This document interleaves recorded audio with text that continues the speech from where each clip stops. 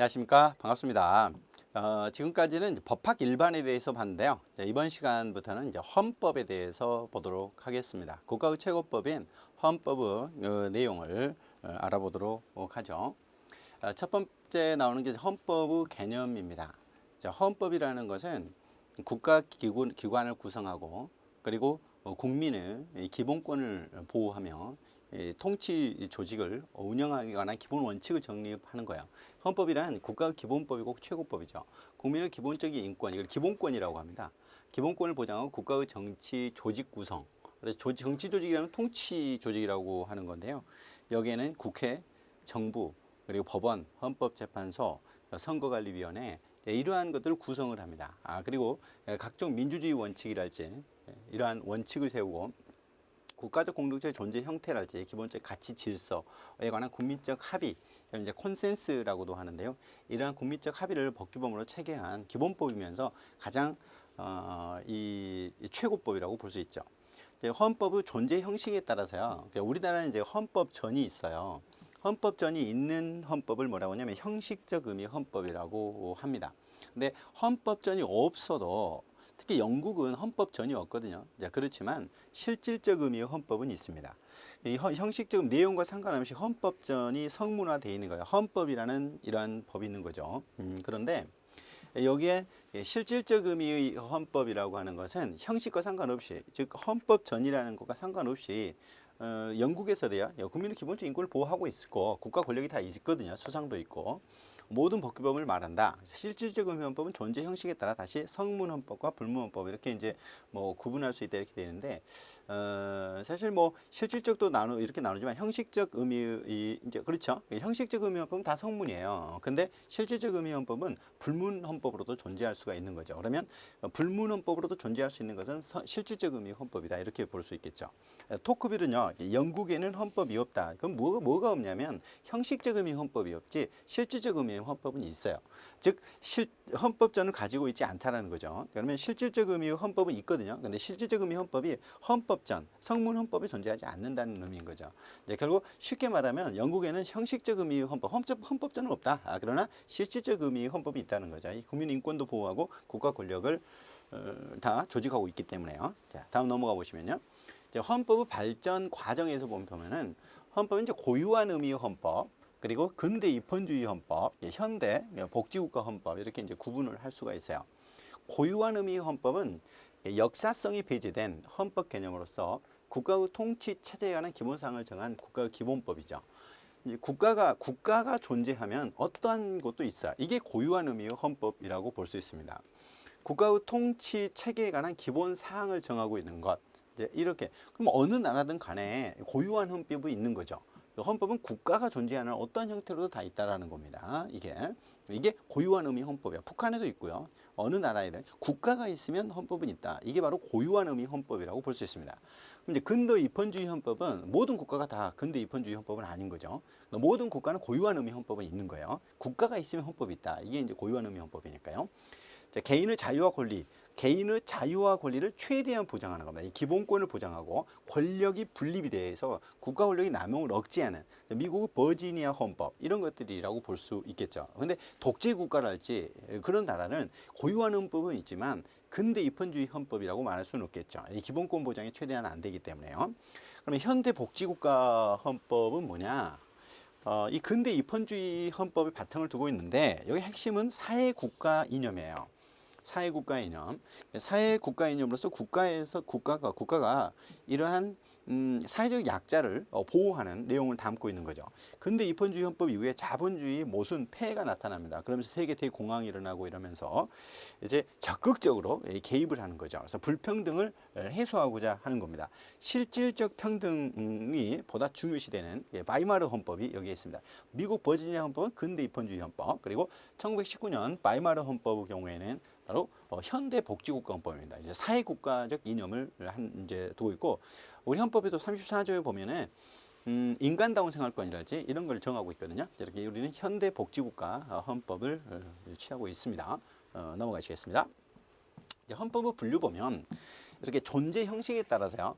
성문 헌법과 불문 헌법으로 이렇게 나누어져 있을 수 있습니다. 앞에서 우리 관습헌법이 있었는데요. 이제 그런 거는 어떻게 보면 불문헌법이라고 볼 수 있죠. 성문화되었는지 여부에 따라서 법전으로 있는지 통일된 성문의 법전으로 이루어지는 거죠. 헌법전을 갖고 있는 헌법을 말한다. 우리나라를 비롯한 미국 다 있죠. 그다음 헌법전이라는 규범 형식이 존재하지 않는 헌법을 말한다. 이게 불문헌법이죠. 성문의 법조문으로 구성되지 않는 경우에 그러니까 영국이 여기에 해당한다고 볼 수 있죠. 그러면 영국에는 성문헌법이 없어요. 그러니까 이걸 우리 형식적 의미 헌법이라고 그랬었죠. 그러니까 실질적 의미 헌법이 있다는 거죠. 뉴질랜드나 이런 게. 자, 이게 이제 존재 형식이고요. 그다음 개정 방식에 따라서 헌법을 어떻게 개정하느냐 하는 방식이 있는데 일반 법률보다 굉장히 까다로워요. 이 절차가 헌법을 개정할 때는.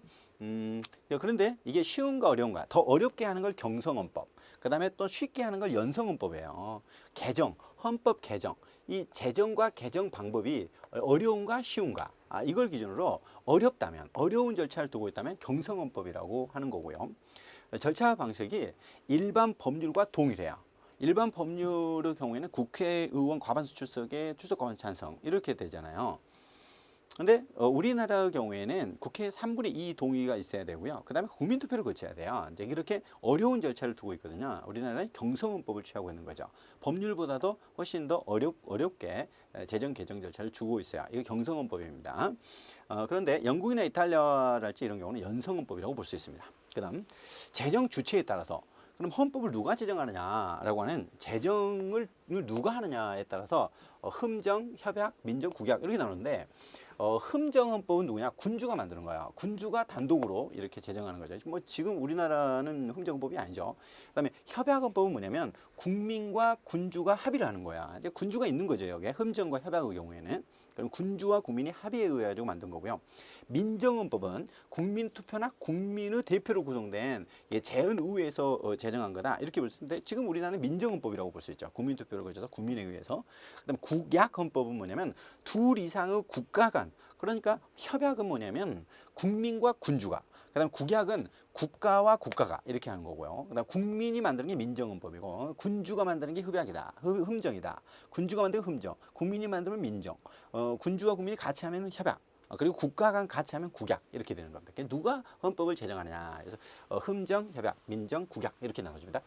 그다음에 헌법 규범과 헌법 현실의 일치 여부예요. 헌법을 만들어놨는데 실제 현실적으로 헌법은 기본권을 보장한다고 하고 있지만 실제 독재를 하고 있다면 현실은 헌법 규범에 따르고 있지 않죠. 그러면 헌법 규범과 헌법 현실이 일치하는가에 대해서요.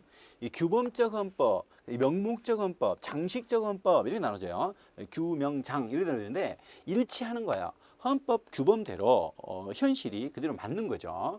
현실에서 이루어지는 정치 과정이 헌법이 정한 절차에 따라 이루어질 때 규범적 헌법이죠. 우리나라는 이제 규범적 헌법이죠.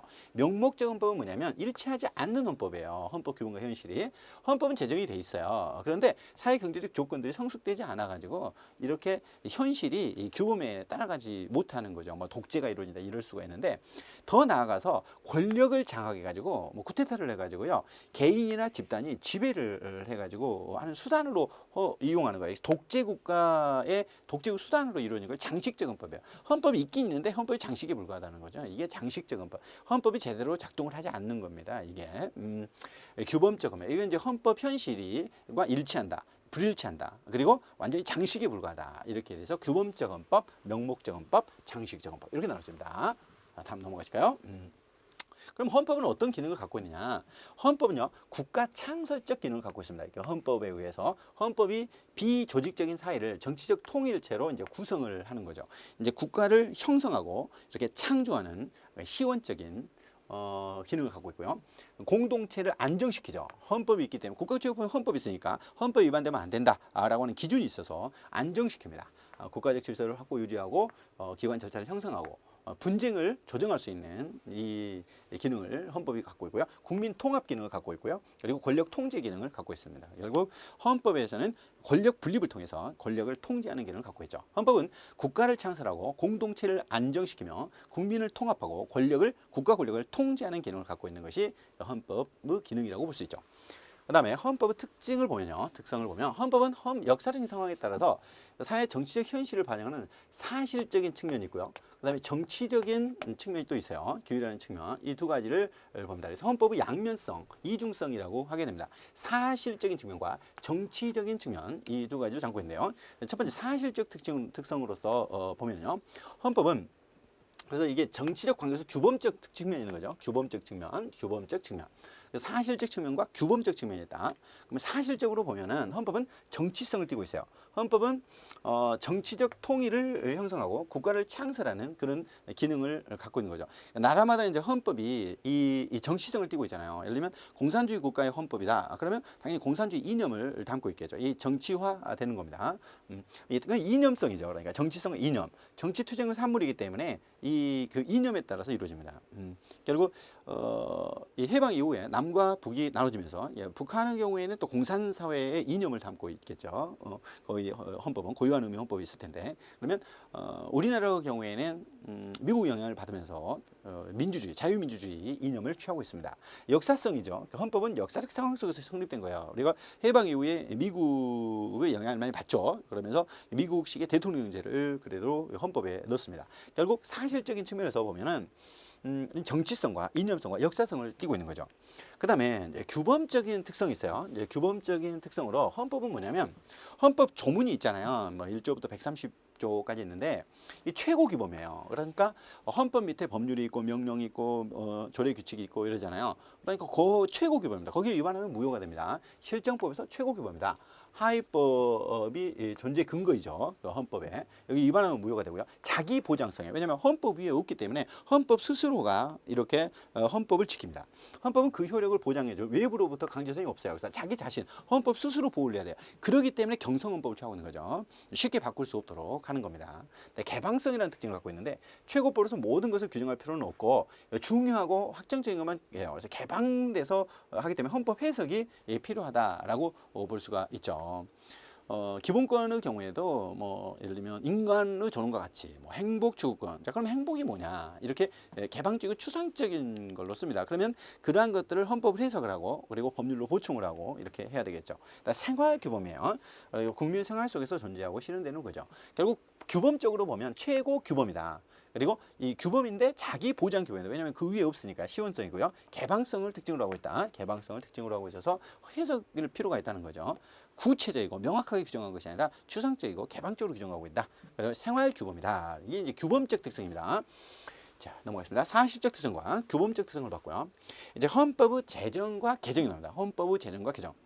우리 헌법은 해방 이후에 이제 이승만 대통령에서 1차 1공화국으로 돌면서 헌법을 제정하게 되죠. 자, 실질적 의미의 헌법 제정이란 정치적 공동체의 형태, 기본적 가치 질서, 국민적 합의를 이제 법규범으로 체계화하는 거죠. 그러니까 법 창조입니다.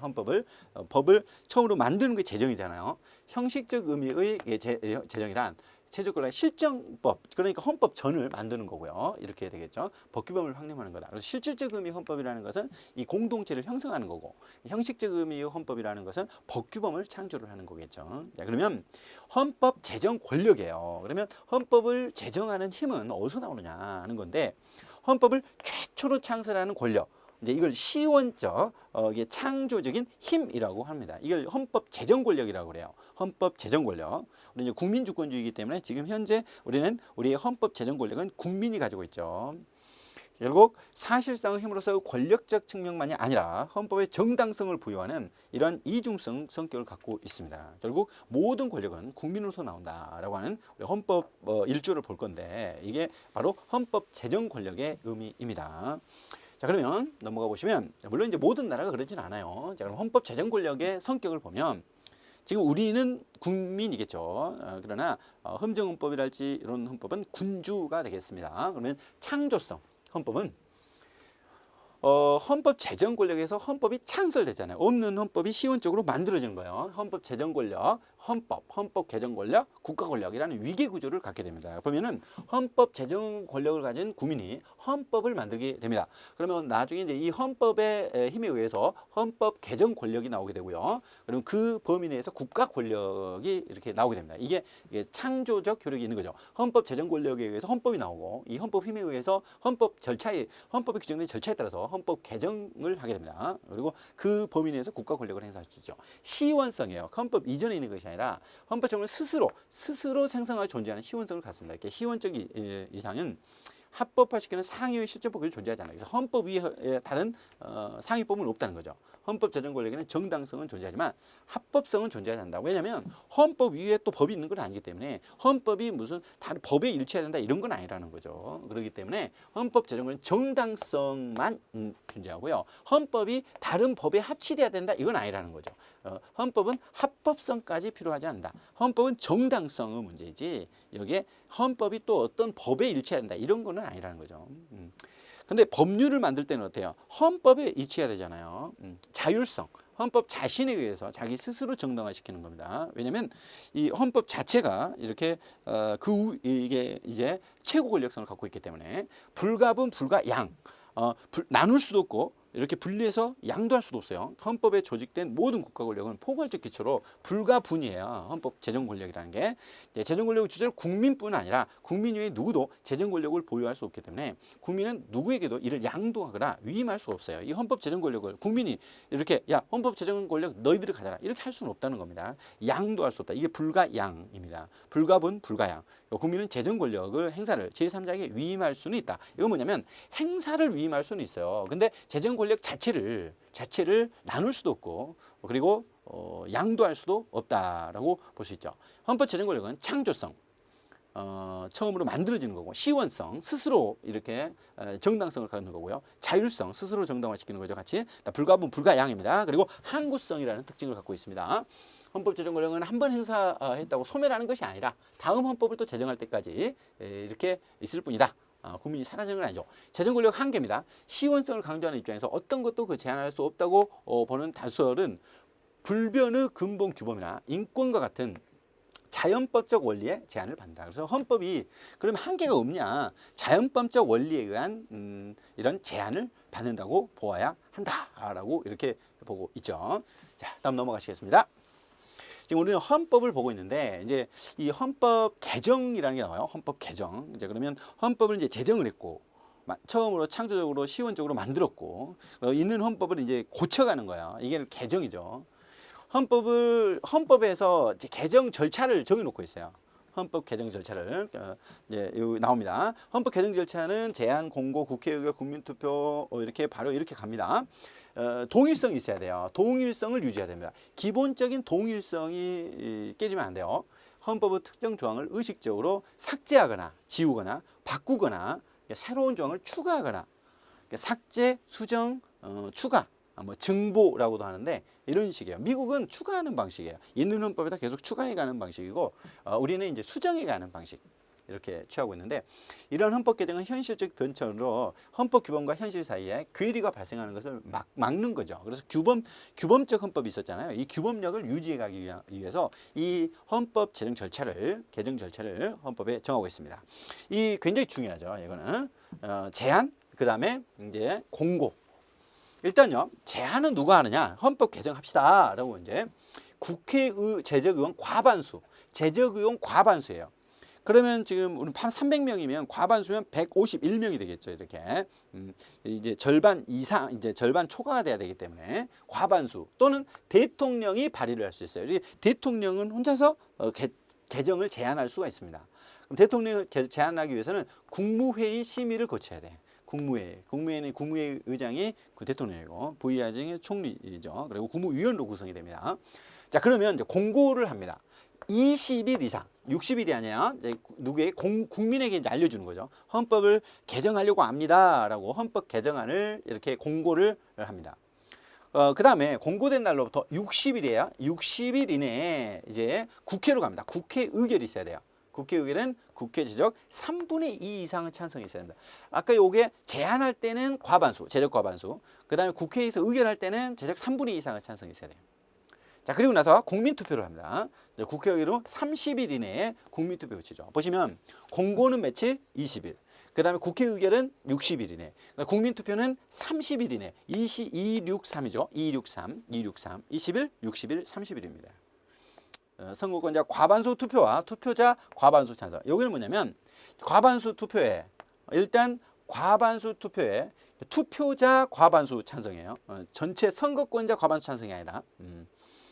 자, 그러면 헌법 이제 확정 공고인데 이제 과반수 투표에서 과반수가 찬성을 했다. 그러면 확정은 돼요. 이제 국민투표 되면 대통령은 즉시죠. 즉시 공포해야 돼요. 자, 그러면 이 공고 20일, 국회의결 60일, 국민투표 30일, 공포 즉시죠. 자, 그럼 발효 시기는 명문 규정이 없다. 그러면 공포 즉시 발효된다는 공포시설과 공포 20일이 발효해야 한다는 이제 20일 경과설로 이렇게 대립은 되어 있다. 이렇게 됩니다. 제한, 공고, 그다음 국회의결, 국민투표, 그리고 공포, 발효인데 이 절차는 굉장히 자주 내요. 20일, 60일, 30일, 그리고 즉시까지 잘 보셔야 되고요. 여기 견해 대립이 있다는 것까지. 이 순서도 꼭 기억하셔야 되고요. 넘어가시겠습니다. 이제 헌법의 수호 보장입니다. 헌법을 지켜야 되죠. 이게 헌법 보장. 헌법이 가지고 있는 기본적 가치 질서, 국가 형태, 정치 형태에 대해서 이렇게 침해를 할 수 있어요. 이 핵심적 내용을 이 규범령이 변질될 수 있기 때문에 예를 들면 쿠데타가 일어났다 이럴 수 있잖아요. 그러면 사전에 예방하거나 사후에 배제를 하는 이렇게 어떤 장치가 있어야 된다는 거죠. 이걸 헌법 보장이라고 하게 됩니다. 그럼 헌법 보장은 이렇게 평상시, 평상적 상황에서 헌법을 수호하는 것과 비상적 상황에서 헌법을 수호하는 걸로 이렇게 나누어져 있습니다. 그리고 여기 상향식 침해, 상향식 침해는 밑에서 이게 침해를 하는 거잖아요. 그러니까 밑에서 개인이나 단체가 헌법을 침해하는 거고, 하향식 침해는 쿠데타처럼 말이에요. 이렇게 국가 권력이 헌법을 침해하는 거야. 국가 권력이 대통령이 헌법을 침해했다. 자, 그러면 이거는 하향식 침해일 거고, 그리고 개인이나 단체가 침해했다. 그러면 상향식 침해가 되겠죠. 그럼 정리를 해보면요. 넘어가 보면요. 그럼 평상적으로 보면 사전 예방죠. 그리고 사후 교정적이 있습니다. 그럼 사전 예방으로서요, 방어적 민주주의가 있습니다. 자, 우리나라는요, 사회주의 공산주의 이념을 표방하는 이런 이렇게 할 수 없도록 하고 있습니다. 예전에 통합진보당이 위헌정당 해산 심판에 올라가서 위헌정당으로 해산됐어요. 이게 바로 방어적 민주주의입니다. 위헌정당 해산제도 이런 건데, 우리는 자유민주주의를 취하고 있다. 헌법은 뭐 어떤 것이든지 개정할 수 있다 이게 아니라 지금 헌법의 경우에는 이렇게 방어 이걸로 바뀌어서는 안 된다는 거죠. 공산주의 이념을 헌법으로 갖고 올 수는 없다 이런 거고요. 헌법은 최고 기본성을 선언하고 있고 국가 권력을 분립을 하고 있고요. 서로 헌법 개정을 곤란하게 아까 경성성으로 하고 있고 공무원은 정치적 중립성을 보장하고 이제 정당 정치를 구현하고 이런 것들은 사전 예방적으로 일단 방어하는 겁니다. 헌법을 보호하는 거죠. 사후에는 보면 위헌 법령, 위헌 법령이나 또는 위헌 법률이나 이런 것들을 심사를 합니다. 그리고 탄핵, 예전에 뭐 박근혜 전 대통령 탄핵이 됐죠. 위헌정당 강제해산, 통합진보당 헌법 소원 제도가 있습니다. 국가 권력에 대해서 물론 재판 헌법 소원은 안 되는데 국가 권력에 의해서 침해가 되면 여기 헌법재판소에서 판단을 해주는 겁니다. 국무총리, 국무위원 해임 건의제입니다. 해임 의결이 아닙니다. 건의제가 있습니다. 그리고 국정감사 조사제 이거는 이제 국회에서 하는 것인데 이런 것들이 사후 교정적으로 이루어지고요. 비상적으로는 국가 긴급권, 대통령의 계엄 선포권, 긴급명령권. 이 긴급명령권은 법률과 동급이에요. 그러니까 법률과 동급으로 이루어집니다. 긴급 재정경제명령도 마찬가지고요. 이렇게 저항권, 4.19처럼요. 이런 겁니다. 그럼 방어적 민주주의가 나오는데 민주주의 이름을 내서 민주주의를 파괴하려는 세력이 있어요. 민주주의를 방어해야 한다는 자기 방어적 민주주의입니다. 위헌정당 해산제도가 여기에 방어적 민주주의 일환으로 이루어지고 있고요. 저항권이라는 것은 헌법의 기본적인 파괴하는 자에 대해서 기존 헌법 질서를 회복하기 위해서 다른 구제 수단이 없어. 이게 이제 보충성이거든요. 최후 수단으로서 최후의 국민이 실력으로 행사하는 거죠. 헌법 전문에 4.19라가 나오는데 4.19는 저항권으로 보는 것이 일반적입니다. 자, 넘어가시겠습니다. 이제 대한민국 헌법 전문이 나와요. 헌법 전문.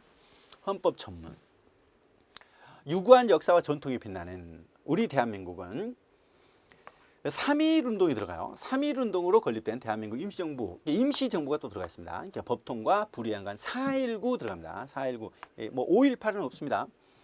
조국의 민주적 개혁과 평화적 통일을 사명으로 입각합니다. 이게 사명이 있는데 민주 개혁과 평화 통일을 사명으로 하죠. 정의, 인도, 동포로서 민족의 단계를 공고히 하고 모든 사회적 폐쇄과 불의를 타파하며 자율과 조화를 바탕으로 자유민주적 기본 질서를 더욱 확고히 하는 거죠. 우리는 바로 자유민주적 기본 질서를 바로 헌법의 이념으로 채택하고 있습니다.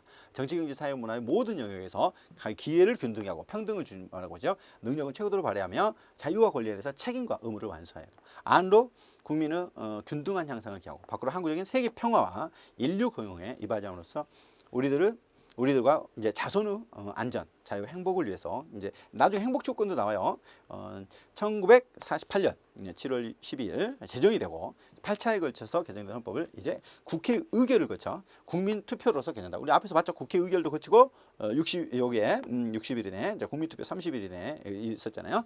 한다. 자, 그러면 정리해 보시면요. 자, 헌법 전문에 규정되어 있는 내용이 있습니다. 이제 여기 보면은 대한민국 임시정부 법통 개정 있었죠. 아까 4.19 있었죠. 3.1운동 있었고요. 조국의 민주개혁과 평화통일이 있었어요. 사회적 폐쇄과 불이타파 있었고 자유민주 있었죠. 그런데 보시면 민족문화 창달 이거는 구조에 있어요. 구조에. 그러니까 이게 어디에 없어요? 전문에 없어요. 그다음에 개인의 자유와 창의를 존중한다. 이거는 119조의 경제조항에 있는 거지 전문에 있는 게 아니에요. 그다음에 5.16 그다음에 이제 5.18 이건 없죠. 이게 5.16은요 삼국화 헌법이 있었어요. 근데 삭제돼서 지금은 없습니다. 그러니까 없다라는 거 잘 기억을 해주셔야 됩니다. 다음 넘어가시겠습니다. 이제 국가 형태 및 국가의 구성 요소를 보겠습니다. 국가의 형태의 분류입니다. 군주국과 공화국인데 우리는 군주가 없죠. 우리는 민주공화국이다. 이렇게 헌법 1조에 나오고 있는데 우리 공화국을 취하고 있습니다. 자, 공화국은 뭐냐? 이 군주가 없다라는 거죠. 군주를 인정할 수 없다는 거죠. 왕을 인정할 수 없다. 군주에 의해서 지배되는 국가를 군주국이라고 하죠. 국민 주권 현안이 또 오늘날 군주국이란 주권은 국민에게 있으면서 군주는 명목상 국가 원수로 불과한 나라를 의미한다고 봐서요. 지금 뭐 왕이 통치하는 이런 것이 아니라 명목상 있는 거죠. 공화국이란 우리나라는 민주공화국이에요. 군주 제도가 없는 국가. 그래서 우리나라는 어때요? 군주가 없다는 거죠. 일본 천황이 있고 이렇게 하지 않았습니까? 근데 그런 것도 명목상 있는 거죠. 그 다음에 단일국가, 연방국가, 국가연합. 우리나라는 단일국가죠. 단일국가는 국가의 구성이 단일하고 통일적인 국가를 말하고 연방국가라는 각 주, 지방이 국가적 형태를 가지면서 전체 국가를 형성하는 국가를 연방국가라고 합니다. 국가연합은 이제 주권 국가의 상호 간에 국제 조약에 근거해서 형성하는 국가 간 이렇게 해가지고 이루어지는 겁니다. 연방국가, 뭐 미연방, 뭐 독일 연방 이렇게 여기 연방국가. 우리나라는 이제 단일국가죠. 결국 헌법의 국가 형태를 보면 단일국가, 연방국가, 국가연합, 군주국가, 공화국. 우리나라는 공화국이고 단일국가다. 넘어가시죠. 이제 국가 형태입니다. 헌법 1조에 보면 대한민국은 민주공화국이다. 그럼 뭐요? 군주제를 채택하면 안 되는 거죠. 우리나라의 국가가 대한민국이고 대한민국 국가 형태가 민주공화국이라는 걸 선언하고 있습니다. 결국 군주국을 부인하는 거죠. 군주를 부인하는 겁니다. 의례적 권한만을 가진 군주제 도입도 헌법에 허용되지 않습니다. 그래서 군주제를 도입하는 것은 헌법 위반이 되겠죠. 모든 형태의 독재 그리고 전제 국가를 부인하고 민주적이어야 된다. 그래서 민주라는 것은 독재와 전제 국가를 부정하는 거예요. 독재를 부정하는 겁니다. 자, 그러면 이제 이런 국가 형태고요. 국가는 어떻게 구성이 됐을까요? 국민, 주권, 영토, 국민 이렇게 세 가지를 아마 많이 보셨는데 주권, 국민, 영토 이게 이제 국가 3요소라고 많이 하잖아요. 국가의 전통적인 형태로 국민, 영토, 주권, 국영주 3요소를 했어요. 주권 누구한테요? 국민에게 있죠. 헌법 1조에 나와 있는 거예요. 대한민국 주권은 국민에게 있고 모든 권력은 국민에게서 나온다. 헌법 1조 2항입니다. 주권이 국민에게 있다. 국민주권주의죠. 국민주권주의. 자, 그다음에 국민. 국가의 구성 요소로서 국적을 가진 모든 사람이다. 국적은 뭐냐? 국적법에서 이제 우리나라를 정하고 있습니다. 우리나라 국민 부모 중에 한 명만 국민이도 어디서 태어나도 우리나라 국적을 주죠. 하지만 외국인의 경우 귀화를 하면 또 우리나라 국적을 갖게 됩니다. 헌법 2조 1항에서 대한민국의 국민이 되는 요건을 법률로 정한다 해서 국적법에서 정하고 있습니다. 국적 단행법주의입니다. 그다음에 국적법이 있어요. 영토. 영토는 공간적 범위로 하는데 대한민국 영토는 한반도와 그 부속 도서를 한다. 한반도는 뭐죠? 북한이 포함이 돼요. 북한 포함이야. 그럼 뭐냐? 북한은 그래서 요것 때문에 결국 북한을 독립된 국가로 인정을 안 해요. 그럼 뭐냐? 북한은 반국가 단체라고 봐요. 그것에 의해서 국가보안법이 나와 있고요. 헌법 3조에서는 이렇게 한반도, 북한을 포함한 것을 우리 영토로 이렇게 보고 있다라고 하는 것을 알아두셔야 되겠습니다. 이게 이제 여기에 나와 있는 거다라고 보시고요. 그다음 넘어가 보실까요? 헌법은 이제 기본 원리가 있습니다. 이 기본 질서, 국민 주권주의죠. 국민주권주의. 국가의 최고 권력을 결정하는 원동력으로 주권은 누구에게 간다? 국민이 간다는 거죠. 모든 국가 권력도 누구에 나온다? 국민으로부터 나오는 거예요. 경찰권, 뭐 과세권 이런 거 전부 다 국민으로부터 나오는 거죠. 국민으로부터 정당성을 부여받는 거예요. 국민주권주의니까. 그다음에 자유민주주의, 이 기본 질서를 취하고 있습니다. 국민주권주의와 자유민주주의죠. 그럼 자유주의와 민주주의가 결합된 게 바로 자유민주주의거든요. 자유주의와 국가 권력을 간섭을 배제하고 개인의 자유와 자유를 최대한 존중을 해줘야 된다는 거죠. 민주주의란 국가 권력이나 국민에 의한 지배가 국민에 귀속되는 통치 원리다. 이게 디모크라시라고 하는 데모는 국민을 뜻하는 거예요. 피플을 뜻하기 때문에 예를 들어서 국민으로부터 모든 권력이 나오는 거죠. 자유민주주의 실현 수단으로서 다수결, 만장일치로 가기는 어려우니까 결국 법률을 만들 때도 우리가 다수결로 하잖아요. 그 다음에 법치국가 원리를 선언하고 있습니다. 법치국가 원리. 법은 어떤 법이야? 정당한 법, 적법한 절차에 의해서 만들어진 법에 의한 통치죠. 이게 법치의 반대는 인치인데, 인치라는 거는 뭐냐면 영웅 정치죠. 인치가 아니라 이제는 법에 의해서 통치를 해야 된다. 이런 이제 법치국가 원리를 선언하고 있습니다. 법률 우위 원칙이라는 것은 여기 이제 법에 위반하지 말라 이런 건데, 국민의 자유와 권리를 제한하거나 의무를 부과할 때는 반드시 국민 대회 의회에서 제정한 법률에 근거다. 헌법 37조에 나와 있습니다. 국민의 자유를 제한할 때는 법률에 의하라. 형식적 법치주의를 지금 현대적 실질적 법치주의인데, 여기는 형식적 법치주의라는 게 이제 악법법이다 이렇게 봤지만, 지금은 실질적 법치주의에서 헌법재판소에서 악법은 위헌으로 이렇게 무효화시킬 수가 있게 되죠. 자, 넘어가시겠습니다. 그 다음에 기본권 존중주의죠. 천부인권, 기본권으로 정한하고 있는데, 국민의 기본권을 보호해야 된다. 헌법 10조에서는 모든 국민이 인간의 존엄과 가치를 갖고 행복추구권을 갖고 있다. 인간 존엄과 가치, 행복추구권을 규정하고 있고, 국가는 개인이 가진 불가침의 인권을 확인하고 보장을 의무했다. 이렇게 또 규정을 하고 있단 말이에요. 따라서 헌법은 기본권 존중주의를 지금 이념으로 싣고 있어요. 사회국가 원리가 있어요. 복지국가주의, 사회적 시장경제가 있었는데, 모든 국민에게 그 생활의 기본적 수요를 충족시켜서 건강하고 문화적인 생활을 영위할 수 있도록 삼고, 국민의 요구가 국민의 권리로 인정된다 해가지고, 이게 헌법 37조에 34조에 보면 인간다운 생활권 이런 걸 규정하고 있어요. 그래서 바이마르 헌법이 1919년 만들어졌잖아요. 이게 현대 복지국가 헌법이었는데, 자본주의 경제질서를 유지하면서 그 모순점을 해결하고자 이런 사회적 정의, 사회적 안전, 사회적 평등, 사회적 안정 이런 걸 추구하는 우리는 바로 이 복지국가 이념을 채택하고 있습니다. 그다음 넘어가 보실까요? 문화국가 원리예요. 국가로부터 문화활동의 자유가 보장이 되고, 국가에 의해서 문화가 침해되면 안 돼요. 문화활동의 보호, 지원, 조정되어야 한다는 국가 원리죠. 문화의 특성상 간섭이 아니라 지원의 방식으로, 문화 자체의 직접적인 조성이 아니라 문화의 것들을 간접적으로 해야 된다. 근데 코로나19처럼요, 이런 경우에는 국민의 건강 문제가 생기기 때문에 이 문화활동이라든지 이런 부분도 제한할 수가 있었죠. 그렇기 때문에 이 문화라는 것도 절대적인 건 아니야. 그렇지만 이게 일단 코로나가 잠잠해졌다면 그러한 부분에 최대한 보장을 해줘야 된다. 이게 문화국가 원리죠. 국제평화주의를 선언하고 있어요. 국제평화주의 질서주의, 국제법 질서 존중하고 국제평화를 유지해야 된다. 헌법 조문에 나왔죠. 침략 전쟁을 부인해요. 그러니까 모든 전쟁을 부인한 것이 아니라 침략 전쟁을 부인하고 평화적 통일을 추구한다. 이렇게 정하고 있습니다. 이제 헌법 조문을 하나하나 이제 봐갈 거예요. 자, 여기까지 보고요. 다음 시간에 뵙겠습니다. 수고하셨습니다.